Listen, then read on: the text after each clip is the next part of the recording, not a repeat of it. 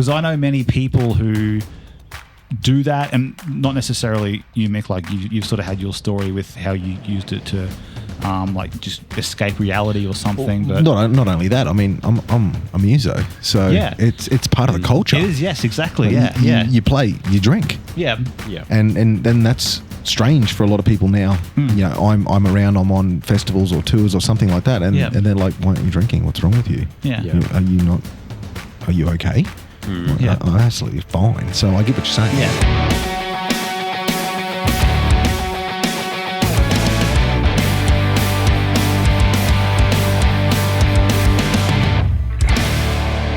Welcome to That BJ Show. I'm Jay, and this is Ben. I'm Ben. And today we have a Jesus. Today is not too gay. Too gay is to hang out with other men, and I'll let the key to life is happiness in the asshole.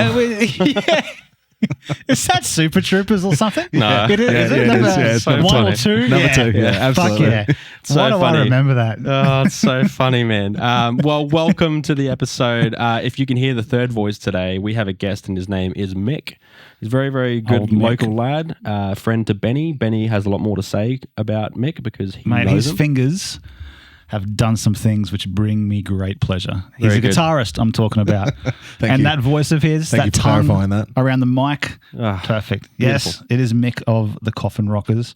Hi, how you going, everybody? Thought we'd get in a bit of a show with him before he sets off on his Japanese tour. Yes. Yes, Little rock star name drop there. Yeah, keen on that one for mid-year. Absolutely. Yeah. 100%. But we can talk more about that soon. We're definitely going to be talking some music today, I think. 100%. Yeah, so we'll be talking about a lot of different things today. Music, mental health for men. Yes. Lots of serious discussions today, actually, and a lot of fun discussions too. Yeah. Lots of stories about your past experiences traveling around the world for your band tours and stuff like that. Yeah. I would personally love to hear a lot more about your band as well. Absolutely. Keen to share. Because if you have listened to any of the episodes, if not, it's all good. I'm also a muso as well, as you can see by my guitars. Yep. And I'm a very avid music lover as well. So I love to hear about everyone else's stories about their bands as well. So Cool. yeah, so I reckon we should get kicked straight in. But before we do, we actually started off a really good discussion pre-show. Yeah. Mick just came out of nowhere with some bombs, and we were like, wait, we're not even fucking ready. We're still getting comfy in our chair. Yeah, but it was Shut up for 1 second, Mick. Let us start our show. It was, Yeah. but it was so good that I've just decided, you know what, fuck it, let's just weave it straight back Yeah. into the main episode, because it's too good not to talk about, and so we'll cut to that now. You'll listen to that, and then we'll come back to that, and we'll come back to this moment in probably about 5 to 10 minutes time. Which is 1 second for us. Could you do the Scooby-Doo transition? Like the Or the Batman. Oh. You know what? Oh, there Pow. you go. I might actually do something Yeah. cool like that. Yeah, cool. Yeah. It'd You're be- about to find out. You guys are about to find out, and I'll be finding out in the next week or two when I'm editing. So. Alrighty. So 3, 2, 1. Anything you wanted to talk about in particular or didn't want to talk about? I had to up you, though. What? I had to up you. I had to say something to you because you've done it to me twice now. Yeah. You did it to me at 40th birthday party. Yeah. And then you did it to me at the shop. Yeah. On the weekend as Yeah. well. Where it's a really, really funny situation. Yeah. So last week I was riding my bike, and with my dad, there's a big connection between Harleys and my dad. Yeah. So he rode motorbikes his whole life, had a Harley. It was a big thing that we shared together as father and son. When he passed, so some circumstances happened. The bike left the family, and then he passed, and I went searching for his bike, and I found his bike. The gentleman didn't want to part with it, and that's fine. You know, he's making his own memories with that. And in the grand scheme of things, it was just a bike. Yeah. So I've gone and bought my own Harley now, and my dad was cremated when he passed, and this is probably a great story for the podcast here. So when he was cremated, my family got lockets and everything done, and I was thinking, you know, what the fuck am I going to do with that? Yeah. You know, I'm not going to hang it around my necklace. I'm not going to hang it from the rear vision mirror of a car or something like that. I'm not just going to hang it in the bedroom. Like, what are you going to do with something like that? So it just dawned on me one day, why don't I just put it in the bike? So I got the locket and I actually buried it on the inside of the bike, so it's hidden in next to the battery and stuff like that. And the idea is that it doesn't matter now, because every time I ride the bike, I'm riding with Dad. Oh, good. And now it's almost like, for me, he has a purpose. He has a purpose. One, you know, you can talk about spiritual stuff and say he's looking after me while I'm riding. Yeah. But the whole thing is that I now associate that as spending time with my dad. Yeah. So that is my dad's ashes right there. And instead of being stuck on a mantle, he's riding around on a Harley still. Yeah, good. Just like I remember him. So back to you then. Yeah. Is I was riding my bike the other day and I was like, you know, shit, I haven't actually stopped for a moment to think about my father. So I was, you know, riding along and started thinking about my father and all the rest of it.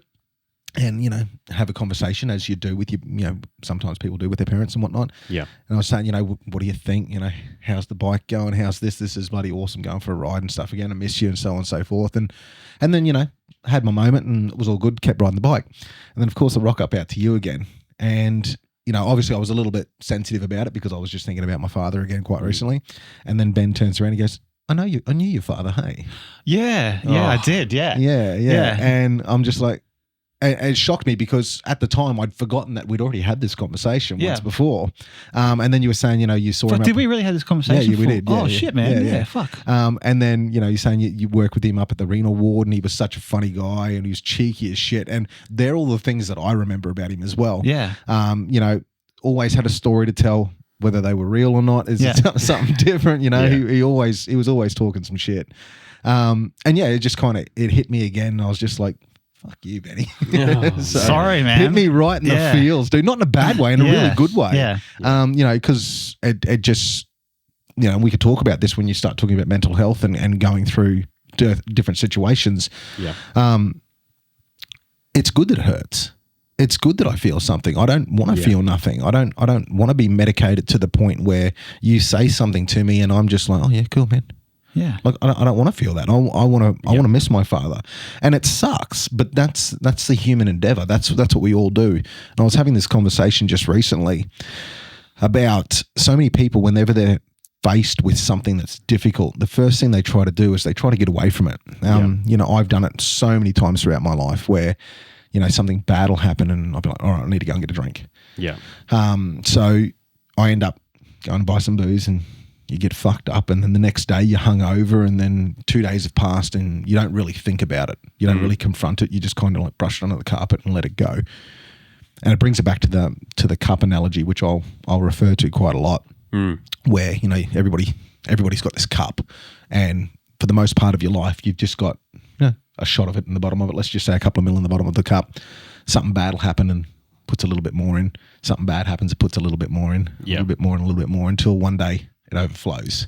And it could be the smallest, you know, the straw that breaks the camel's back moment, but the cup overflows, and that's when people lose their shit. Yeah.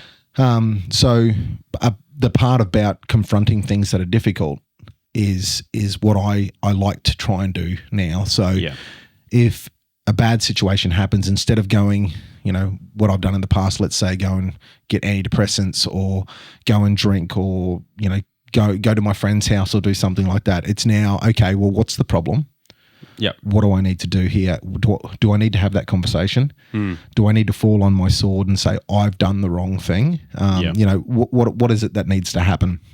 And sometimes that's really tough. Yeah. You know, going to talk to someone, going to a counselor, those different kinds of things. Just trying to not hide away from the issue, but go and confront it. Yeah. Go and have that moment to go, you know what? This sucks. And I'm not going to hide it. I'm not going to run away from it. What do I do? Yeah. And, you know, it's not good. It can take a couple of days or can take a week before you actually go, no.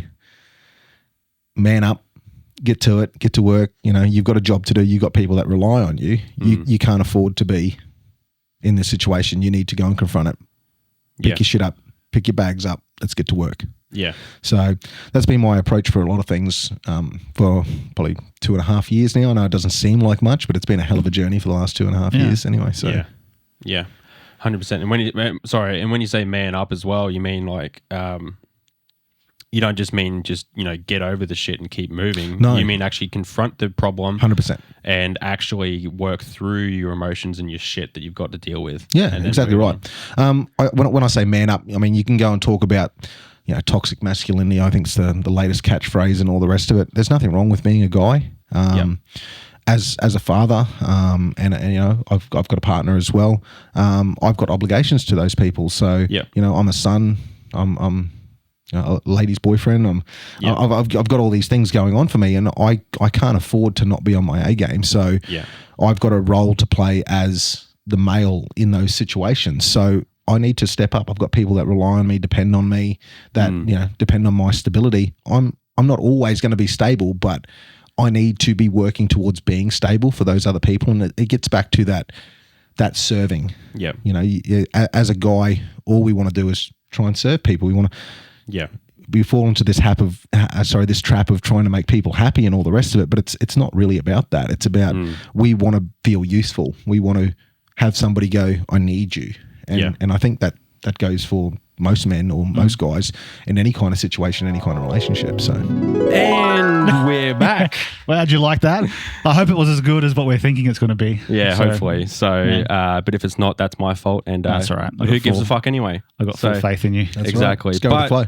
But even flowing back off of that conversation there, Mick, you obviously have a lot of experience with men's health, and you have a lot. You dove into so many awesome topics there, which mean a lot to you. Obviously, I was actually sitting there. I didn't want to speak at all because I just, to be honest, like you hit on a few different things for me. I was almost getting pretty emotional, and I'm an empathetic person as well, so I could feel the emotion coming from you as well. Also, the fact that he pissed you off too. That's yeah, I didn't. Yeah, well, I need to up you. I was like, wait, what the fuck did I do? One up like, you. Yeah. What did I fucking do now? I just sat down. yeah. So, but no, I don't even remember talking about your father the first time. Yeah. But all I remember from that party was we ate burgers and watched Commando. Now, I don't know of any more of a manlier event than barbecuing and watching Arnold Schwarzenegger movies. Absolutely. There was a fire. There was a fire, yeah. We like to light things on fire. The projector was outside. Yeah, the rain started. And the rain did start. The rain started, yeah. so in we went. Yeah. It was Commando. And then was it Predator? I think it was. Yeah. Well, classics. One-liners. Arnold's one-liners. Classic Arnie's. Absolutely. Yeah. Yeah. That was a fucking good night, actually. Yeah. Everything that you need. Yeah, there's nothing else you need as a man than Arnold Schwarzenegger burgers and movies. Yeah. And fire.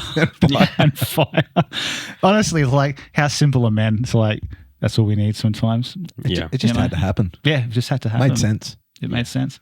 Yeah. I was for a birthday party. Yeah, that's right. Yeah.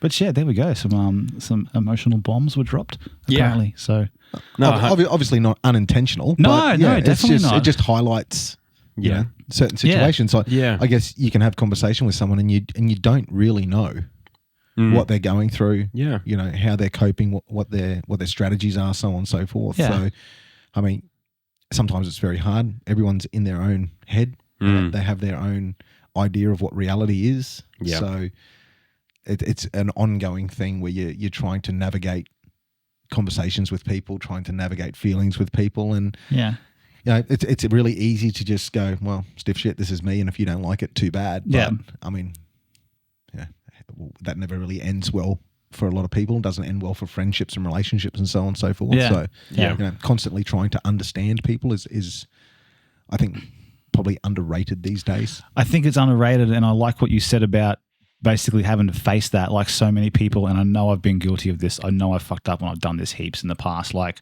I'll go silent and try to ignore it. Yeah, and hope it'll go away. And hope it'll go away. And just it doesn't though. In my head, like try and be the bigger person and go, I'm not going to let this worry me. Like fuck it, whatever. But then that shit just...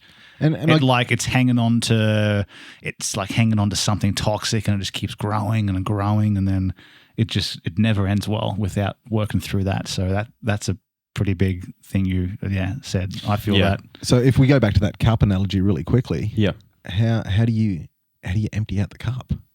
So it's going to get full. Everybody's cup's going to get full. You know, you put a cap full in here and a cap full in there. You know, life happens, families happen, so on and so forth. what do you do to empty that cap? And you have to do something.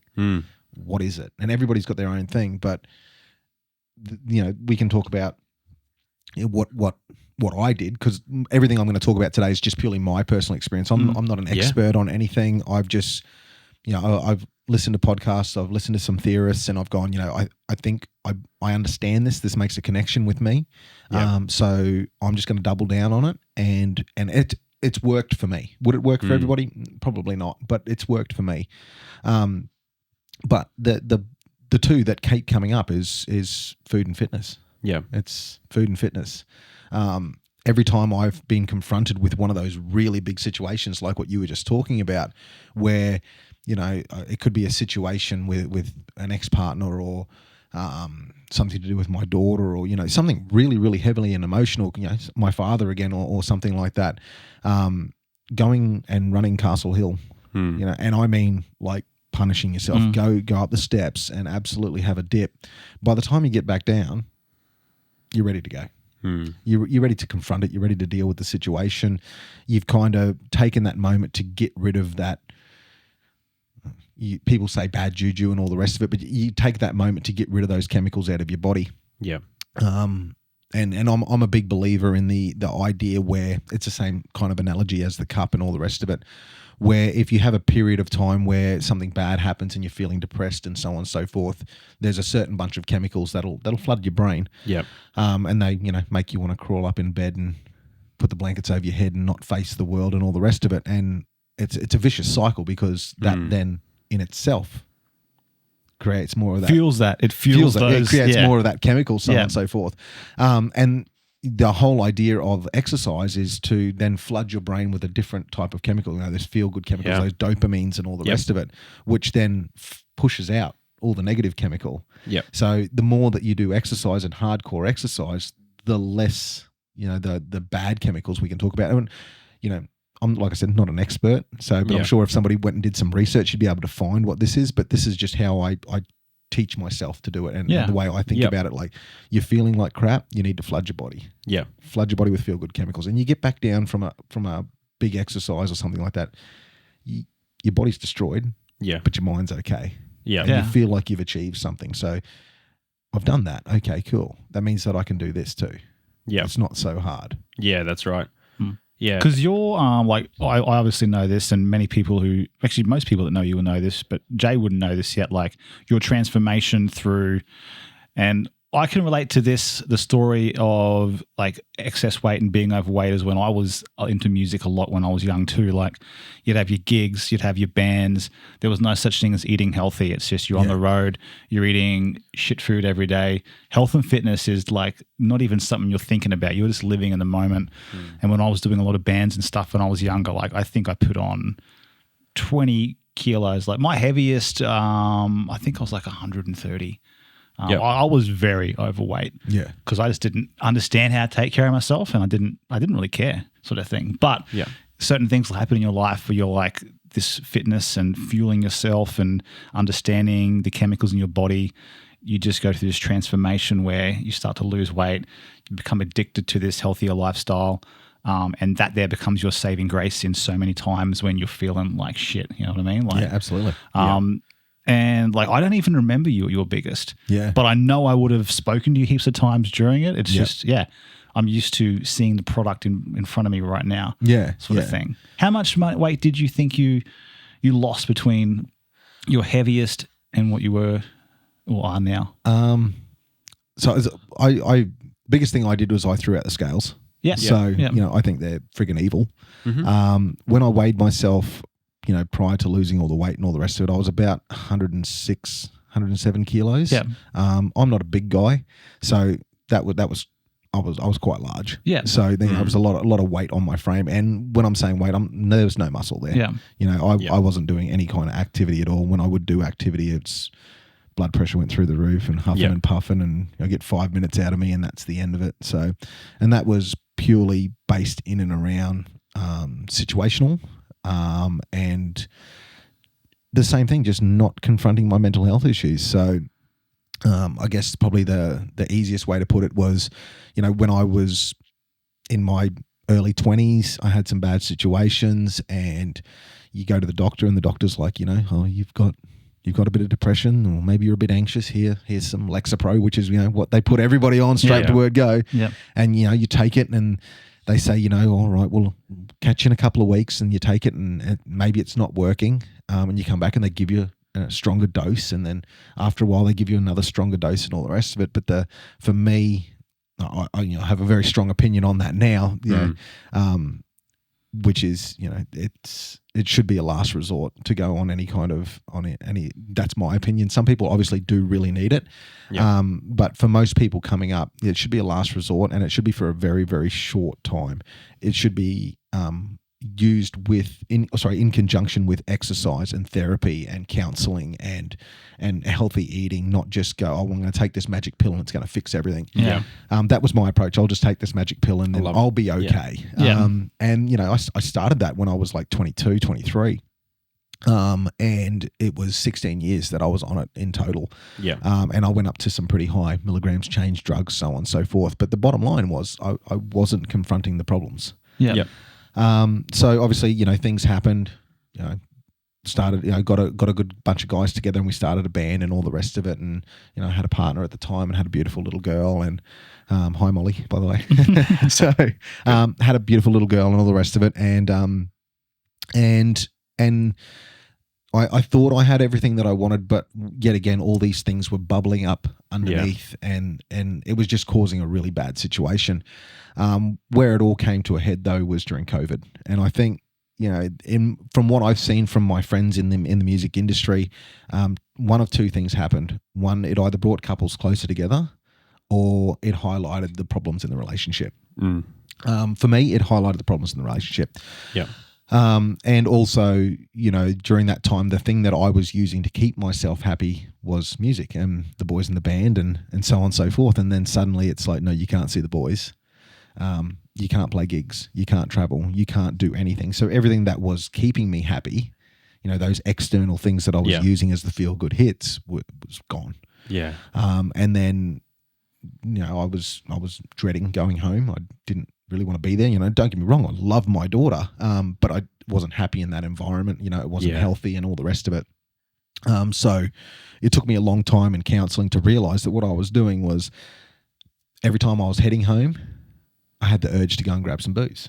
Because I was like, well, if I get fucked up, then it's not going to be so bad because I'm happy. I'm a happy drunk, right? So I can get down, I can have a couple of beers, everything's cool, listen to some music, maybe talk to the boys on the phone, it's all good.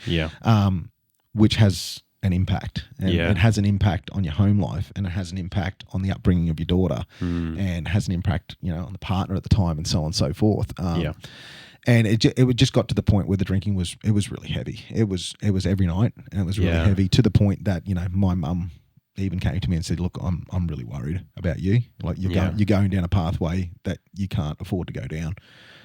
And then I tried stop drinking, tried doing this, tried doing that, but I didn't fully commit to it. And when I say fully commit, we talked about this line in the sand. I didn't have my line in the sand at that time. I didn't find the boundary. I was kind of like, oh, well, if I just do this, then everything will be okay. And you try to brush it under the carpet, right? And you're not confronting what the actual problems are. So it got to the point where, well, if I wasn't going to confront the problems, somebody else was going to do it for me. And that's what my ex did. She confronted the problems and went, you know what? I'm not happy here. This is it.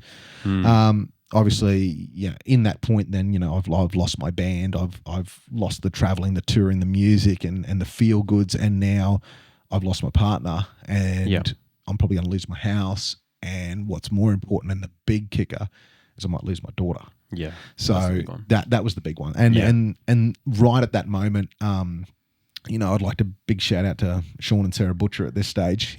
Sean being the bass player in the band. Shawnee. Shawnee Butcher. Those two people were absolutely amazing. And the point came to, same thing. I went straight to the same trap. Hey, look, my partner's left me. I'm going to buy some booze. I'm coming around. So I went and bought a shit ton of booze, and I rocked up around Sean's house, and I started drinking, like same trap. And Sarah was the one that pulled me aside and said, look, you need to sleep. So, she gave me a sleeping tablet basically, right? And she said, go to sleep. And I went to sleep. And I, first time ever, I listened to her and I went to sleep and I woke up and then that was it. And I haven't touched a drop of alcohol since. It's been 2.5 years now. Wow. And that was it. That was my line in the sand. And at that point, you could talk about going back to your ex-partner and saying, look, I've changed. I promise I won't drink anymore and all the rest of it. All that aside, that wasn't it for me. Yeah. And for me, it was like, in my inner monologue was like, you fucking dickhead. Like you've let yourself get to this point, and we go back to that, be a man, stand up, right? I wasn't being a man. I wasn't standing up. I wasn't being there for my daughter. I was letting my own problems consume me, and that was impacting the raising of my daughter. Yeah. And it was having an impact on every other part of my life as well. Yeah. So that was my big line in the sand. And I made an agreement with myself on that day was that, boom, I'm done with drinking. And that I was going to start exercising. Yeah.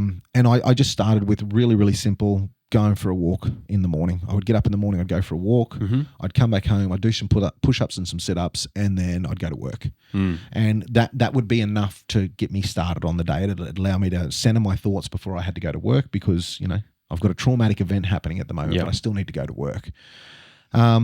And then during that period, another really good friend of mine put me onto the Mindset Mentor podcast. Mm-hmm. And during one of those episodes on the Mindset Mentor, the guy was talking about what normally happens around New Year's. And now you go to the gym, you see it, right? Yeah. Where everybody goes, New Year, new me. We're going to go in there. We're going to do it, right? We're going to go in there, and this year's going to be my year. It's going to be my fitness year. And he was talking about, how everybody starts off with the best intentions. And he says, 33 days to make a change, 66 days to create a habit, and 99 days to, make it a lifestyle, so on and so forth. He goes, that's all well and good. And, people that works for them. He goes, but what you're actually doing is you're not taking accountability. You're not taking ownership. Mm-hmm. So you need to make an agreement with yourself, because if you make an agreement with yourself, when you fail, you're letting yourself down. Yeah, that's the person that you really can't afford to let down. Yeah, like people get let down because we're all different, right? So you have expectations on people, and you might get let down. But if I set these expectations for me, it's my fault. If I succeed, it's my fault. If I fail, it's my fault. Yep. So the thing that he put in my head that day was, when you think that you're going to go, I should go to the gym, but I won't do it today. Just ask yourself, is this the day that you're going to fail? Is this the day that you're going to let yourself down? And I still use that now. And I've initially, when I was using it, it was so powerful. I was like, not today, not today. And once you get started, you do it and you get to the end of it and you go, oh, I'm so glad I didn't give up on that. Yeah. And I've seen it with so many other people. They'll go, I've quit drinking, but, I'll have a couple over Christmas. They have a couple over Christmas, and then they're like, oh, well, I had a couple over Christmas, so maybe I'll have a couple more after that. And then 2 months later, they're back drinking, or they're back eating fast food, or they're not going to the gym anymore. And, whatever work they've done, they're just back at the start again. And I guess, we could talk about all these amazing theorists and celebrities and sports people, but so many of them, it's consistency. Yeah. It's consistency. And you don't have to be perfect all the time. But if you're on it more than you're not, you're going to see results. Yeah. And that's that consistency. So yeah, 100%. That's actually, you brought up so many different things there, and I was like, I'm trying to keep track of all the questions that I had. Stop me, because I can go on. I can go on. That's good. I'm actually really appreciating it. It's actually quite refreshing to have somebody else who talks more than me. Don't get me wrong. We can go to dick and fart jokes if you like, because I love them too. I love it. I think one big question is, so I'm actually starting to get into that stage now where, and we've spoken about this before in the podcast about how it's always about. It's about consistency of lots of little things. Correct. And it's not always about just jumping straight into the deep end. And although for you, like I'm so I'm pumped for you, man, that like you had that line in the sand moment where you're just like, you know what, fuck it, I'm not going back on the booze, because the reason why you were on the booze was because you were trying to find that happiness, right? Yeah. So for me, I've actually realized I'm not an alcoholic or anything like that. And sorry, I don't mean to say that's okay. Yeah. Is that by the way, I don't classify myself as an alcoholic. No, because I was able to stop and not go back to it. So no, that's right. And I've had the same conversation with my partner as well, because her and I have had some pretty serious discussions about alcohol. And the effects of it, and the reasons why we drink alcohol and all that sort of stuff. Yeah. So personally, I'm at a stage where I'm like, I've started to see that my health, my actual physical health, in the last few months has been declining, and I've started recognizing that there's all the little tiny things that I'm not doing. Yeah. That is making a big impact over a long period of time. Yeah. And even though you don't see it in the short term, I've seen it in the long term. And it's the consistency, right? Because we could talk about consistency of exercising, consistency of eating healthy, and consistency of trying to have a positive mindset. But flip the coin. It's consistency of poor choices as well. Yes. And then 100%. And that's what you get. Yeah, 100%. And that's exactly what's happened to me. So, I mean, I was actually just about to start talking to Benny before this podcast about how I'm trying to figure out ways that I can consistently add back in little tiny things of working out, because I hate actually going to the gym. Yeah. But what I have done is I've decided that I'm getting I'm getting a spin bike at home, or hopefully an assault bike eventually, because they're just a bit more expensive. But I've set to myself a goal. I'm like, you know what? I'm going to go on the bike 3 days a week at the very minimum. Yeah. Eventually, I'll go to 5 days a week, and I'm just going to ride. So it's just something, even if it's small. It's something every 3 days a week. 100%. And like, I want to say this to you because I didn't jump straight into the deep end. I started very, very, very low impact, really, really calm, because I wasn't in a good way. Like, I'm more than happy to show you a before and after photo as well. It's quite shocking, but you're right. It's about going, okay, well, make an agreement with yourself and make it achievable. Yeah. If it's so far beyond that it's not achievable, you're not going to stick with it. That's right. But if it's achievable and you can, then it's great. Yeah. The other thing that's worked really well for me is if you can make it so it's every day. Yep. It then just becomes part of your routine. That's right. Yeah. So, we could talk about going to the gym every day and so on and so forth, but it's not going to be going to the gym and hitting a PR session every time you go to the gym. But you might go to the gym and it might just be a cardio session. That's right. But you've been. And exactly. So, if you do end up getting the bike and stuff, maybe instead of going to 3 days a week, might just be like, okay, look, I'm just going to do a K a day. Yeah. Right. I make it 500 meters a day. And then you're doing that for a couple of weeks. And you're like, well, this is easy. I should probably just pump it up a little bit. Yeah. Pump those numbers up a little bit. And suddenly you've gotten fitter, but you've also created that consistency. Exactly. And you've created that routine now. And once it's a routine, it's part of your lifestyle. Yeah. Exactly. It's like there's no wrong answer other than to not do it.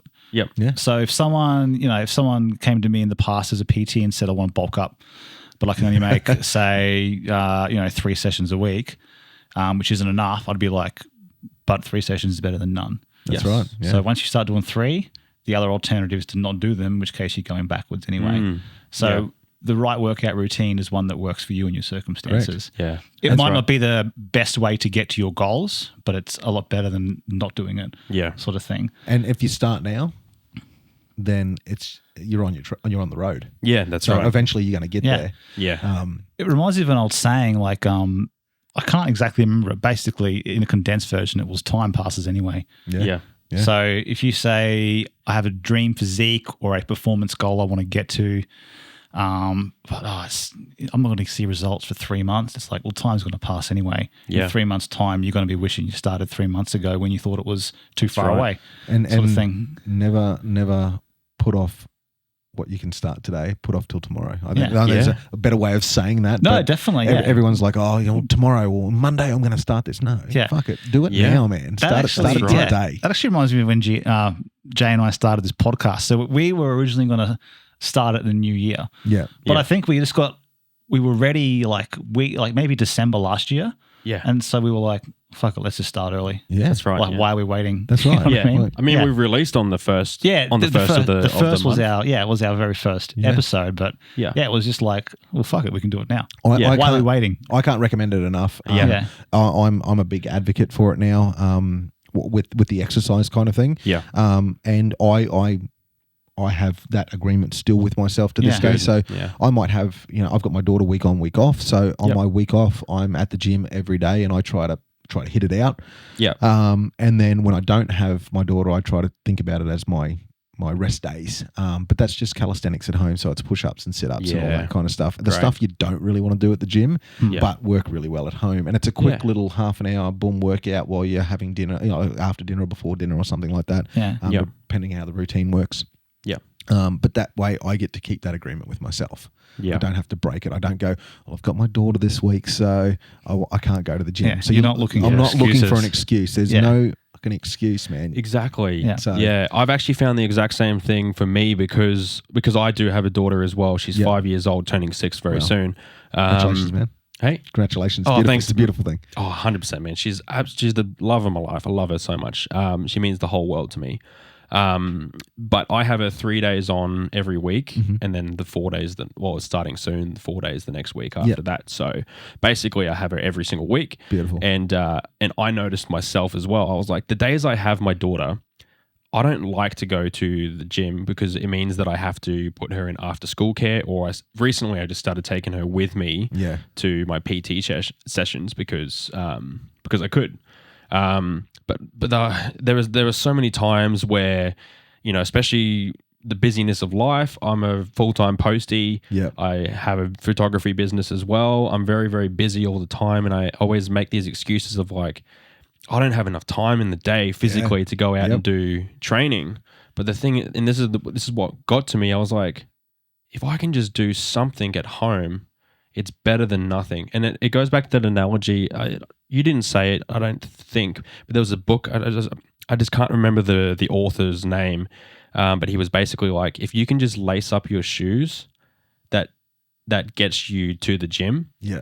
Then you're already on the right track, because if you just lace the shoes up, that means you're going to the gym. Yeah, and that's David Goggins. That's right. Yeah. And I was actually going to say, I was going to go back to him, and on this comment right now is, okay, so let's just say you've got your daughter, and I say this purely from my perspective as well, because this is how I treat it, is, well, okay, so you've got your daughter, okay, and what's stopping you from doing 100 push-ups? Yes, exactly. Okay, you've got to exercise, right? Okay, your daughter gets up at 6, get up at 5:30. Yeah. Do your push-ups, then get to business. And it's that, we talk about being a bloke, right? You've got your journey, you've got your mindset, you've got these things that you need to achieve. Man, if you got to get up at 5:30, get the fuck up at 5:30 and get and do it. And I don't mean that I'm saying that to you. That's just 100%. How I approach it, right? I get it, man. And I do the same thing. I've had many, many arguments with my current partner, Anna. Hi, Anna. Where, be doing something. I'd be like the protein every night. Yeah. Where she's beautiful. So I'll be, doing something. Let's just say I've gone and done some yard work or something like that, and it's been like a 12-hour day where I've been on the tools or something. Yeah. And then I'll get home and I'll have a shower, and I'm walking around like pretty stiff, right? Yeah.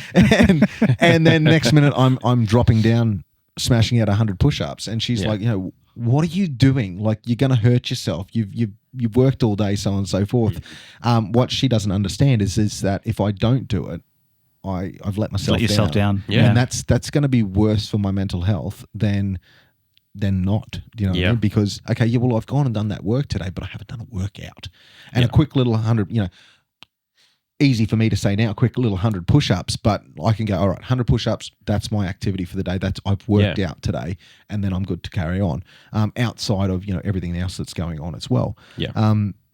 So that's how I like to approach it when I've got my daughter as well. It's like, okay, well, she might be in the shower, or, she's in bed. Well, she's in bed at 8 o'clock. Well, 100 push-ups is going to take you half an hour, all right, if it does, or some sit-ups or something like that. And that gets back to the bike again. And I started when I first started exercising and stuff, 10 push-ups. Yeah. And that was a strain. It was sucked. But it was like, okay, well, I'm going to alternate. I did push-ups one day and sit-ups the next day until I got to the point where 10 push-ups wasn't a challenge. So I'm like, okay, well, let's push it to 15 and see how we go. You know, I sit back and I laugh at that now because, you know, go push 100 push-ups and it's no big deal. You know, I'm good to go. But yeah, we all have to start somewhere. And it's so easy to look back at that journey and go, oh, you know, how pathetic you were and so on and so forth. But you have to take the time to look back. Yeah. At the moment, you're at the beginning. Yeah. You're in the perfect opportunity to go, man, this is the line in the sand.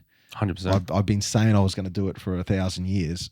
Now I'm going to do it. And don't start tomorrow, start today. That's exactly right. Yeah. And then so that's exactly right. Because I've been talking to my PT Kevin about this because I was constantly in this this mindset of like, I need to go to my PT session and I need to like smash it in like out of the park because I need to be getting PBs all the time. I need to be building. I need to make the most out of my money that I'm spending. Yeah. And then I finally got to the point in the last couple of months where I'm like, no, something is better than nothing. Correct. And it's those routines, right? It's those little choices. Yeah. And if it's a positive choice each day. Yeah, exactly. Yeah. And then the other thing that got to me as well was I was listening to a podcast where one of my favorite YouTubers, he's actually a Minecraft YouTuber. Okay, cool. But he was talking about his fitness journey and how he actually just started off by doing going on his bicycle at home. Yeah. And he did 30 minutes every single day. Yep. And that's where his journey started. He said, I'm just going to start with just the bare bones basic. And even if it's easy, even if I'm not pushing on that day, at least I'm doing something. And it's consistency. Exactly. You do it every day. Make that agreement with yourself like, this is what I'm going to do, right? I've always quit in the past, or I've always said I'm going to do it. Yeah. Well, shit will get off the pot. Let's go. Yeah, exactly. Exactly. Because the other thing too is, like you said, time passes, right? Yeah. And you even just then is a really good example. You said before, now you do 100 push-ups in a day, easy like that. Yeah. Whereas 2 years ago when you started, or a few years ago, sorry, you said you were only doing like 10, and that was hard. It was hard. It was hard yakka. Yeah. Yeah, exactly. So time passes, man. Like, yeah, and you know, like I'm. Ben and I, we were talking about this the other day as well, which is, you know, I initially started with, I don't want to go to the gym. It was funny because so many people say this, right? Yeah. And quote, I don't want to go to the gym because I don't want to get big. Yeah. It's so funny. I've been at the gym now. I just want to tone. I just want to tone. I just want to tone. So I've been working. I've been working out for 2.5 years, but I've been actively going to the gym for about a little over a year. Yeah, probably about a year and let's say 18 months. Yeah. And it's hard to put on muscle. It doesn't just happen. I wish it did. That would be awesome. But so many people, and I was victim of it as well. It takes a long time and a lot of consistency to get muscle, to get comfortable going to a gym, because, you know, so many people get worried about going into an environment and they're surrounded by all these people that are fit, and you walk in there and you're not fit. Yeah. You know, maybe you're not, you know, you're a little bit flabby in the areas that you're not comfortable in, and you've got these people that are walking around completely jacked, you know, amazing in all the right areas, and it's quite confronting. But I think back to, well, once upon a time, I was one of those people that was a little bit soft around the edges, and I'm still not amazing now, but I've come a long way in my journey. So yeah, it's really easy for me to look at these people that are just starting out the gym, and I'm like, man, go, I hope you stick with it. But on the opposite side of the coin, when people go to the gym, they don't see that. They don't see that most of those other people that are in the gym are the same people they are. They've just been able to stick with it. Yeah. And you'll find that, it's like, speaking from experience, I've been in gyms for, I don't know, like 17 or something years. I've done all different types of exercise programs. I've competed in different things. I will still never be happy with what I achieved, and I guarantee those guys never are either. No. It's a constant pursuit of just wanting to be better, and you never think you're good enough. Yeah, but on the other side of that, it's a different feeling to being unfit. Like the feeling I was when I was quite overweight, the feeling where I'm like, oh man, I could have a little bit more definition there or a little bit more size here. Yep. I'd rather have those thoughts than wake up in the morning and look in the mirror and go, whoa. And be like, okay, cool. That's right. I'm gonna put some baggy clothes on so I can't see myself, and I hope it goes away. And now we're back to full circle again. If you don't confront your problems, it's going to come back to bite you in the ass. You've got to face it head on every time. That's right. Actually, so you go, Jay. Oh, sorry. That just reminded me of an analogy of like people saying that, I'm too fat for gym. Yeah, and it's like, well, you're never too sick to go to a doctor. Correct. And then you're never too healthy to go to a doctor, right? Because you always have things that you want to go to a doctor for to get, healthier with, right? So if you're never too healthy or too sick to be at a doctor, then how come you're saying you're too fat to be at a gym? Yeah. Because gym isn't made for jacked people to just keep getting more jacked. It's also meant for fat people to get jacked. You'll find the jacked people there, but you'll find the people who want to get jacked also there too. And exactly. You know what? People can talk shit about Planet Fitness all they want. They have tapped into that market. Love it. You know what? It's meant for the people that are just trying to get addicted to the gym to start off with. Yep. And that's great. We've got plenty of other gyms around towns for people that if they want to be in competitions, then cool, you can go and bang the weights around. That's all the rest of it. But Sam Silic has proven that you can go and get a pump on at Planet Fitness. Yeah. I mean, it works. And if it's a calm, non-threatening environment, then go with it. And if it works, getting fit and getting muscle is about moving heavy things. They've got heavy things. Go and move them. Yeah. It's simple as that. So. Yeah. And it's funny you say that too, because heavy is always relative to the individual. Like, exactly. Gyms, there are some gyms that have dumbbells that go up to 60. Yep.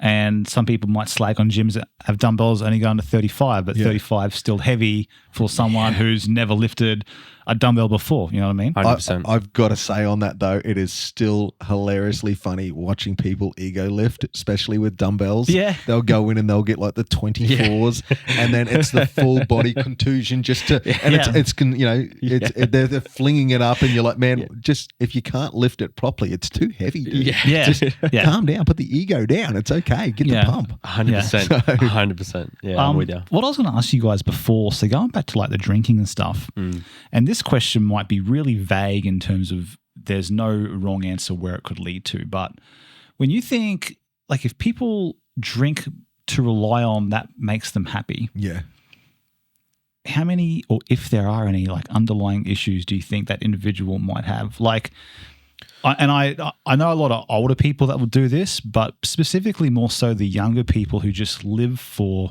going out and drinking every weekend because either they believe that's the only way to have fun or it's what they have to do to cope. What do you think, if anything, like this could be a question or a statement, I don't know, like is that an issue?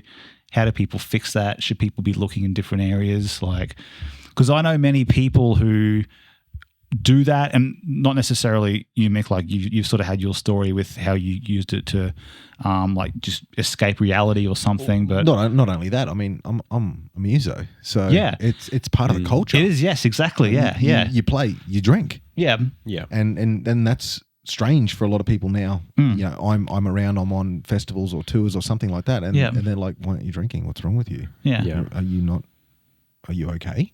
I'm absolutely fine. So I get what you're saying. I guess the way I could word the question was you now looking at them and seeing blatantly that they're probably using alcohol because they think they need that to have a good time. Yeah.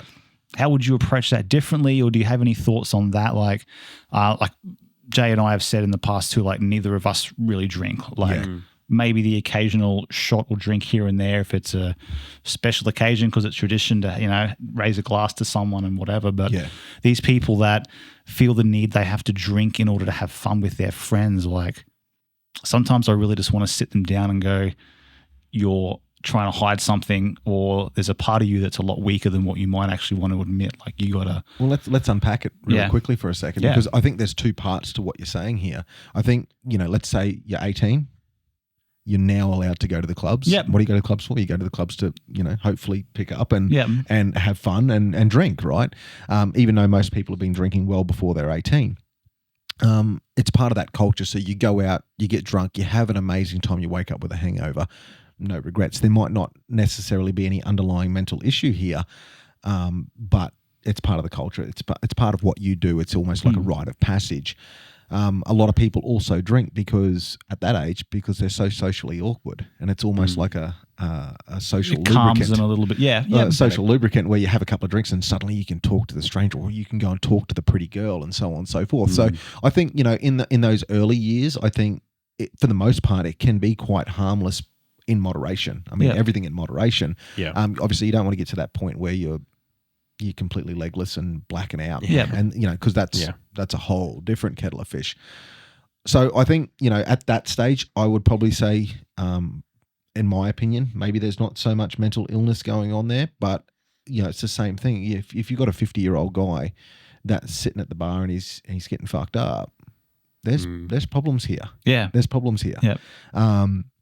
So I think, as people get older, the baggage starts to grow. Maybe there's some childhood trauma or something that they've had unresolved, and then you start self-medicating. And I've done it so many times. I mean, I know so many people that have done it as well, and it's not necessarily with alcohol. It can be with antidepressants. It could be with pot. So many people do it with pot. So many people do it with other drugs as well.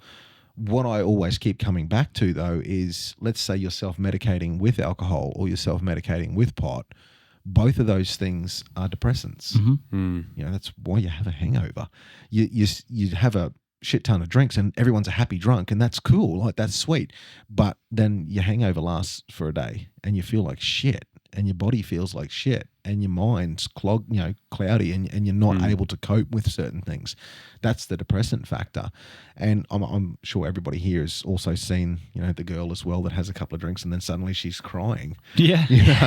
Or the guy is like, I love you, man. Yeah. We've all seen it. It's a depressant. It's what it is. And if you're sad, and we say it's a generalization of being sad. Let's say you've got some mental health issues going on at the moment, and your idea of brushing it under the carpet is to take something that's going to make you feel worse. Yeah. It's going to affect your coping strategies. Like, dude, what are you thinking? Like, it should be the last thing that you're doing. And I go back to Sarah Butcher on this one, and that's what she said to me. Like, man, you're in a bad place. The last thing that you should be doing is drinking right now, because not only that, you're not in a good place, but once you're drunk, you're not going to be making smart choices, and you're going to do something that you're going to regret. Yeah. So on the opposite side of that as well is pot. Now, obviously, I have a pretty strong opinion on that. It works for different people in different ways. Some people, it induces schizophrenia and some severe mental health issues. Some people, they chill, they eat some, grilled cheese sandwiches and play Fortnite, like it works. Now I'm hungry. And it works for them, but, once again, in moderation. But same thing, it's a depressant as well. And you're doing something that's going to have a hangover, that's going to be a depressant. And suddenly, you do something in the hope of feeling good and forgetting about what you're trying to think about, but you're back, just brushing it under the carpet again. Yeah. And what I've been saying, it applies to so many different things. And you were talking about, people go to the doctor to look after themselves. The analogy I use on that one is so many people will, your car starts spluttering, so you take it to a mechanic, right? Let's take it to a mechanic and get it fixed. Or it's 12 months, I've got to go and service my car. But no one's, well, I say no one, some people aren't doing that to themselves. Like, they're more happy to go to a doctor, get a pill, placebo or whatnot, and then everything's fixed. But part of the journey that I had as well, and it's a huge part, which is why I want to go to that as well, is counselling. Yeah. Counselling, talking through your issues, getting a third party person perspective on your situation, because I love my friends. I've got an amazing group of friends, and close knit bunch of guys, and they can be biased to the situation because they've got your best interests at heart and they love you, and they might not 100% agree with what you're doing, but they're not going to come at you and say, "Okay, dude, you're full of shit. Stop acting like that," because they can see that you're in trouble and they don't want to bring you down anymore. Yeah. So my experience with that counselling has been for someone to sit back and go, okay, well, I hear you and I can see your perspective. Yep. Let's look at a possible perspective of another person, and then let's talk about strategies to work through that. And it's back to that confronting your issues again. Yep. Yeah. An amazing, and I've got to talk about this one here. I've got an amazing analogy about that situation. It goes into the drinking and the so on and so forth and the mental health. The analogy that the gentleman gave me at the time was, you and I were in this plane and we're flying across this mountain range, and the plane starts to splutter and it starts to crash down. So he's painting this picture for me, which is amazing. Yeah, I love it. I love working with this kind of stuff. And he goes, like, the plane comes down and it crashes, and really, really sad. Everyone else on the plane's passed away, and it's just you and I, and we're on top of this mountain, rightio, and the snow's coming in. And he goes, what are you going to do? And I'm like, I don't know, to try to get down off the mountain. He goes, but that's the problem. He goes, you're in a shit situation at the moment. You're in a shit situation with me, and I'm here with you. We're in this shit situation together. If we try to walk down the mountain, if you try to walk off this mountain right now, you're fucked. You're dead. You're going to die. On the way down the mountain, you're going to die because you don't have the skills to deal with it yet. Not only that, it's not the right time to walk down the mountain. Yeah. It's still too fresh. Yeah. So he goes, what are you going to do? And I'm like, I don't know. And he goes, you have to sit in it. You have to sit in this shit situation. You have to confront it. Wow. Here we are. We're back again, right? Yeah. He goes, you have to confront it, and you have to confront it with me. Yeah. And we have to be honest with each other, because if we're not going to survive this snowstorm. And when the snow melts, we'll be okay, and we'll walk down off this mountain together. Yeah. Because we'll have the skills to do it. We'll both be okay. And it was huge for me. I was just like, wow, holy shit, like, okay, yeah, you're right. I'm looking for a quick fix. I'm looking for a quick way off this mountain. Yeah. I've had this traumatic event happen in my life, and I've drawn the line in the sand, and I'm still just looking for that quick fix. That that little bit of alcohol, or the little bit of whatever else. Looking for a way to escape antidepressants, so on and so forth. And he was like, no, you need to sit in it. You need to confront it. You need to work through it, and it's gonna suck, man. Like, you're gonna be hungry. You're gonna be tired. You're gonna be thirsty. But you have to, because any other way, and you don't make it. Yeah. I love that when you mentioned, so going back to Sarah as that sort of honest support group and friends who are biased. Yeah. And it reminds me of something I said a few podcasts ago, where it's important to have that friendship circle who's always got your back. But if they got your back when you potentially aren't doing the right thing, and they still at your back because they're always going to have your back, but they're not allowing you to see what you're doing is wrong, then they can be quite damaging friends too, because they're not allowing you to fix problems. They're not allowing you to grow. They're allowing potentially shitty behavior, and they're not allowing you to sort of get out of that situation or fix things, And it doesn't make them, for me, doesn't make them bad friends. Oh, definitely not. But, you need to be aware of that. But people, when you've got your close-knit friendship group, true friends sometimes aren't going to tell you, hey, dude, you're being a dick. Yeah. Or if they do, they try to tell you in a non-confrontational way. In our friendship group, we've had, some massive big shifts where, we've been 40 and I now have been mates for over 25 years. Yeah. Ebbs and flows and so on and so forth. And Dino and Sean, we've been in the band now together for 13 years, which is unheard of. Three guys in a band for 13 years. There's so many bands that just break up and so on and so forth. But we got together because we were mates, and we stuck by that, and the friendship came first. But it got to the point, before COVID and so on and so forth, where it went from being a positive, uplifting friendship to lots of jokes, but there was that underlying animosity in those jokes where you were actually being quite hurtful. Yeah. And there had to be a few back on those lines in the sands again where, I in particular, I made a special effort. I said to the boys, I don't think I'm being a very good friend. Like, I'm finding myself trying to tear you down in front of your partner or tear you down in public. And it's just not cool. I don't want to do that because, I love you guys. I want to be telling everybody how freaking amazing you are. Yeah. And that's been probably the big thing that I try to do now, especially, you know, this ties into something else as well, is that, you know, when I'm around my friends and I've got my mates, I want to be telling everybody how freaking amazing they are, because they're my mates and they are amazing people. Yeah. You know, I've seen them for so long, and they go on and they achieve these amazing things, and I want to lift them up. As a good friend, I want to lift them up, but then I also expect that in return as well. Yeah. So part of that, the mental health journey that I've been on is, you know, you talk about improving the body, improving the mind, but then you also want to improve your interactions as well. Yeah. So we're talking about trying to meet with people and trying to understand people as you do it. And for me, I wanted to be a better person. So I wanted to be a better version of me. So I wanted to be more respectful of people. I wanted to be more caring. I wanted to be, you know, a bit more stoic and a bit more directive, you know, with what I was doing or what my lane was in life. Yeah. But there was also an opposite side to that as well. And that was when, you know, if I was looking at having friends, I wanted those friends to be the kind of people that were going to come and lift me up and make me a better person. So, you know, we had to redefine our friendship a couple of times, and it's an amazing friendship now. You know, all four of us, you know, Dino, 40, Sean and myself, you know, I think we've got an absolutely amazing friendship going on here. Yeah. But then it also goes into partners as well.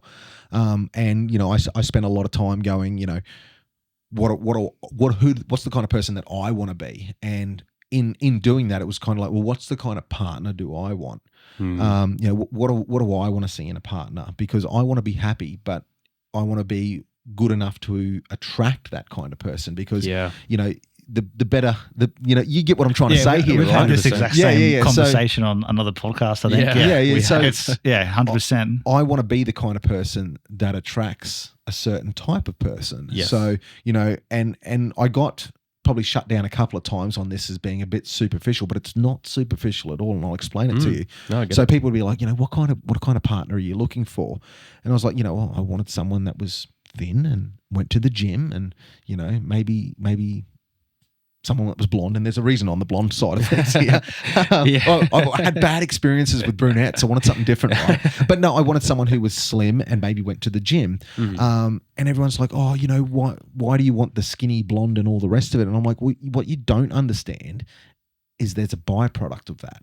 Yeah. So what I'm looking for is somebody that goes to the gym and looks after themselves, because if they're looking after their body, that means that they're probably looking after their mental health as well. Yeah. Which means that we're not dealing with these low-level behaviors. We're dealing with someone that hopefully has their shit together and can actually go into a relationship and be active in that relationship and be thinking at a level that's not just, you know, you've upset me, so I'm giving you the cold shoulder. Yeah. Like, no, I want someone that's going to be able to communicate. So I've got these really high expectations on what I want from a partner, but those high expectations are also on me, because we get back to being a man, like, handle your business. Yeah. So I can't afford to now, and I don't want to. I don't want to get into a position where, let's talk about, you know, the conversation we had about my father and so on and so forth, where I'm now a blabbering mess, and I'm in the car with Anna, and I'm a blabbering mess, and she's now has to console me because I can't handle my business. Now, don't get me wrong, I want someone who's supportive and all the rest of it, but I don't want to be in the point where I can't handle what's going on. I want to be able to handle it. And you need help. You need to talk and so on and so forth and be open with your partner, but I don't want to be to the point where now I can't carry the groceries inside, or, you know, now I'm snapping at her because I haven't processed that emotion, because all of these things are going to have a huge negative impact on a relationship. So I go back to be a man, like, handle your business, confront it, because I want to confront it, because I don't want the residual to then impact her. Yeah. And then I also expect that from her as well, like, handle your business. Yeah. There's certain things that women need to do, and I need to be empathetic and supportive and all the rest of it, but I can't solve your problems. You need to solve your problems. Yeah. So that's great. Do you think there's any, like, along the lines of that, one of the sayings I brought up on one of the early podcasts was broken people break people. Yeah. Like, if you're going into relationships or potentially even friendships, and you're a mess, either mentally or physically or whatever, and your bad traits will then start rubbing off on the people you're around, sort of thing. Yeah, absolutely. And, you know, you can talk about all these controversial theorists and stuff now. Like you list them out and everybody will turn up their nose to who I'm talking about. But that's the same kind of thing. Like where do you draw the line in the sand and say, look, lady, man, whatever, friend, whatever's going on here, like you're not good for me. You've got to have your self-respect. And it's not toxic masculinity for me to want to be a strong male for my partner, for my daughter. I'm not doing it to walk around and say, all women are shit. No, I love women. I love my mum. I love my partner. I love Anna. I love Molly. You know what I mean? Like I don't want to be that masculine guy that says, all women are shit or anything like at all. I want to be strong for them. And it's back to that service because, I think that gets lost so much in translation where you'll have these theorists that go, a guy needs to, not put up with this and not do this and needs to expect this and so on and so forth. And people see it as being toxic, but it's done in the pursuit of looking after yourself, bettering yourself in the service of somebody else. Because a guy that doesn't have a purpose. What are we doing? What are we doing here? That's right. If you're not needed, I think that's probably the worst thing a guy can feel. If someone comes up to you, during a breakup, it's the worst thing that a guy can hear. I don't need you anymore. Like, whoa, holy shit. That's Maslow's pyramid. Have you heard of that before? Yeah, about the taking care of yourself first, and then moving on to the different other levels. The blocks on top of that sort of thing. Do you think? I don't know how specific to even be with this question, but let's just say as a partner, right? And it can be friends or the people you hang around or your partner or whatever. But do you think their support group and the people they hang around heavily dictates? I don't want to say your opinion on them at all, but could it make you weary on? So let's just say I got a strong opinion on this one. Let's just say your partner hangs around people who take drugs, are alcoholics, but they show no signs of that. Do you think there's some truth in it's only a matter of time before little traits come out, or do you think it's what's your take on that? I have my take on that, and I know many others, but I'll turn it in the opposite direction here. Okay, so my friendship group, most of the boys drink, and they drink a lot. I still hang around them though. Yeah. You see what I mean? So, yes, absolutely. I would 100% agree that your friendship group, you're going to have traits that rub off because that's your friendship group. But you can also have that unicorn in the friendship group as well. Because you're in charge of your own life. That's your successes and your failures are yours to own. And I think women can absolutely do that as well, and they do. When it comes back into that friendship group, though, I've got a really strong opinion on this one here, and this comes from Jordan Peterson. This one here, I absolutely love that one. This comment, sorry, and he talks about what it means to be in a relationship. He goes, so many people will be in a relationship with another person, and there's two people, okay, and we're in this relationship together, and we'll have a fight. And the first thing that people will do is they'll go and talk to their friends about it. And guys will go and talk to their mates and they'll go, man, this happened last night. And most blokes will be like, okay, cool. Here, have a beer and we'll move on from it. But I hear this and I see it so often is that ladies will go to their friendship group and their friend's first response is leave him. Leave him. Don't work on it. Don't try and fix it. Don't acknowledge your part in an argument because remember, arguments take two to tango. It's not just one. There's two people in an argument. You can't have an argument unless there's another person, right? And people, ladies will go and they'll get the, hey, leave him, he's a piece of shit. You can do better, so on and so forth. As opposed to, and I mean, it's really, really important when it comes down to children being involved. And I get there's circumstances where there's domestic violence and there's all these different things in there. I think, once you get domestic violence into that kettle of fish, it's a no-brainer, mate. That needs to stop because it's never going to be fixed. But if you're in a relationship and everything's going pretty well, but you have a fight, that person then goes to their friendship group and their friendship group's first response is to leave him or leave her, then you've completely lost it because you've invited all of these other people into your relationship. But the relationship is only between those two people. That's right. So, I've been quite stoic on this one as well, is that, if we have an argument, that's our argument. Don't go and talk to anyone else about it. You and I need to talk it out, and we need to sort it out, because if you go and talk to your mum about it, now your mum's involved in the argument, and now we've got 3 people, and you've got 2 people against 1. Yep. Like, how does that make it fair? Because now you're listening to her opinion on the argument.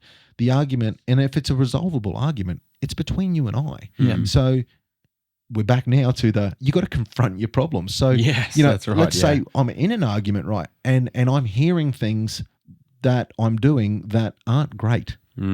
I need to confront that. And when I confront it, I'm not talking about denying it and gaslighting or anything like that. I need to confront it and go, holy shit, I'm making somebody else who's an individual feel this way because of my actions or because of their misinterpretations. So who can sort that out? Well, partners, friends, and all that, they can't fix that. That person needs to fix it. So if you spend the time to communicate with your partner without inviting these other people in there, including the friendship groups that you're talking about, then you're gearing yourself for success. Yeah, 100%. I'm sorry, I'm smiling because literally everything you've spoken about in this podcast, you've summed up like at least about 4 of our podcasts that we've done. No, it's perfect. And it's absolutely perfect. Yeah. What you just said about I love it.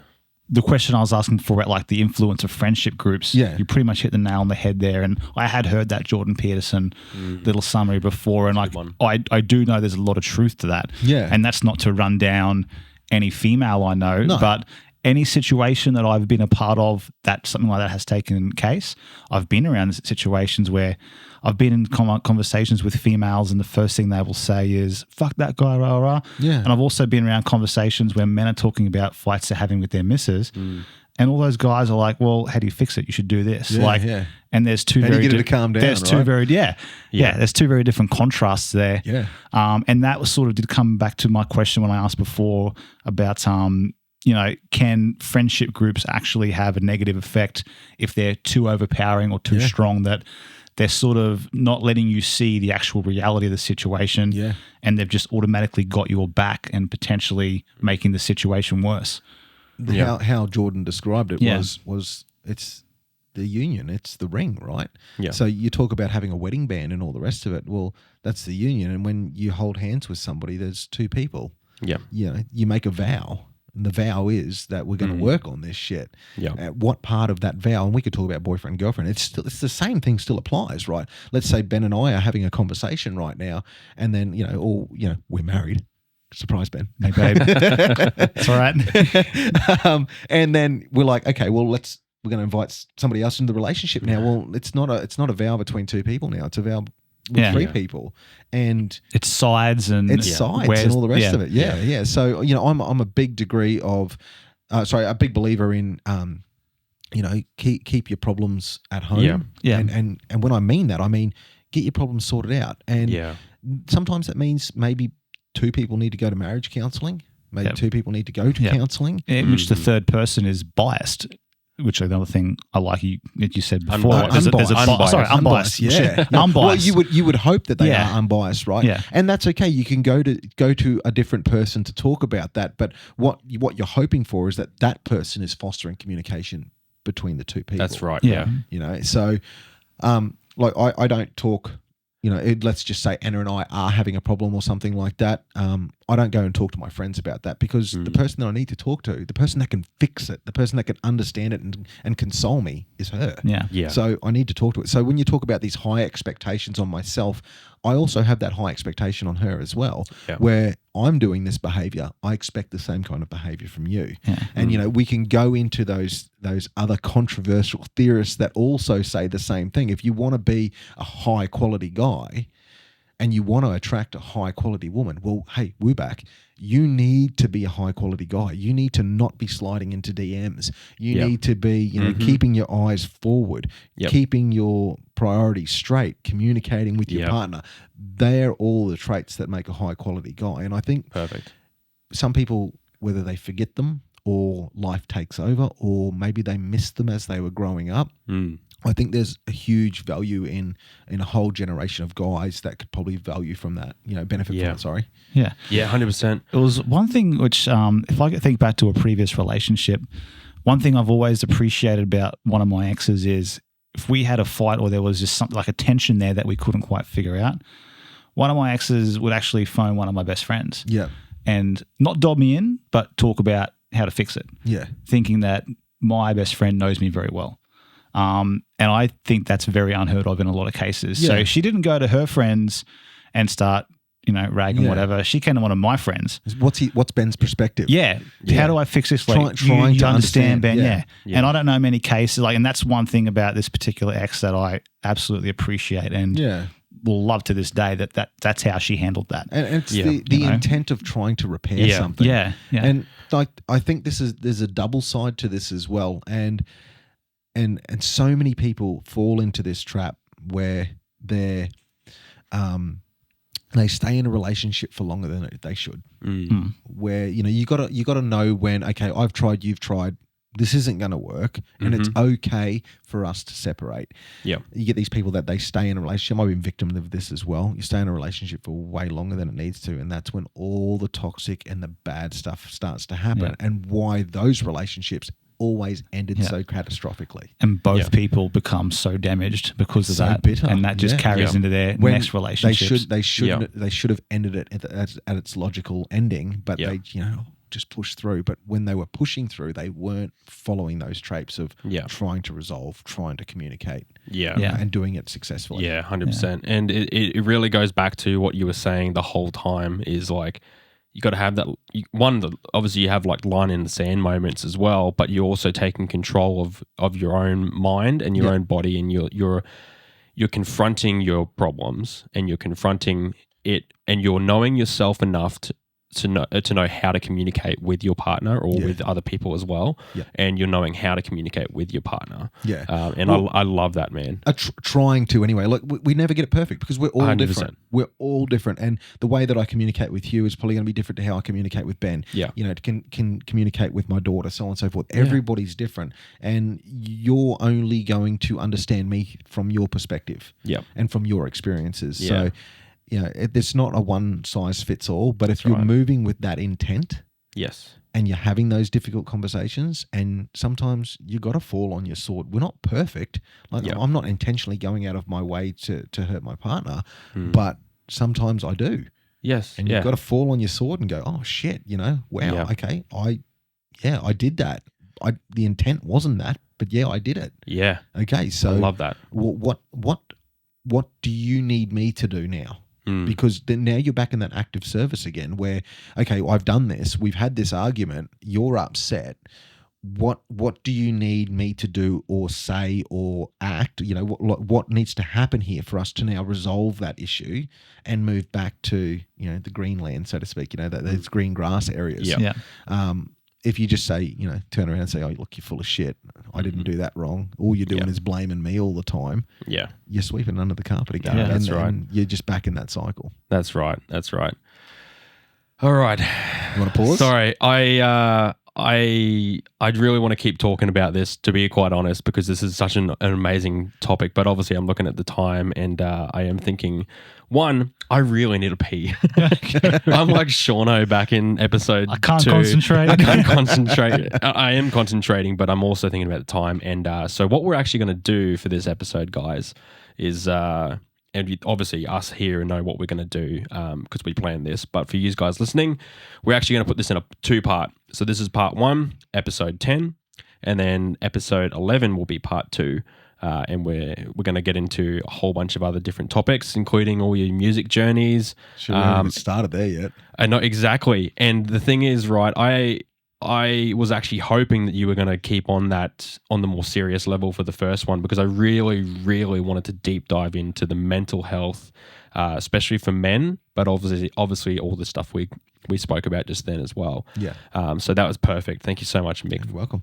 But anyway, we'll take a quick break, and for you guys listening, there'll be about a 2-week wait. So I apologize for you in our service of doing this, but trust me, part 2 will be well worth the listen. It'll be fun, and hopefully you'll learn a lot about Mick and his journeys as well. So yes, let's stay tuned in for episode 11, part 2. Fuck, I hope we got those numbers right. I did. I made sure we did. 11, 12, 10, something or other. You'll know the numerical order. Just treat it like Star Wars. We're starting from episode 4, part 2. There you go. Yeah, there we go. Exactly. And if in the meantime you want to reach out to us between now and then, by all means, you can reach out to us at thatbjshow@gmail.com or go on the website at thatbjshow.com. Facebook, Instagram, Talk of Tick, we're all there too. So exactly. And normally we do a tip of the week, but I think we're going to leave that until the part 2. Yeah, unless there's a tip that you want to share with us. A tip that I want to share with you? Yeah. It's got to be back to Dougie and Domino's, doesn't it? Be good to your mother. Oh, mate, those commercials. Holy shit, I've totally forgotten about it. 90s gold. Easy. 90s gold, dude. Yeah. Yes. Love it. All right, well, that'll wrap up the episode, and we'll see you in part 2. See you guys.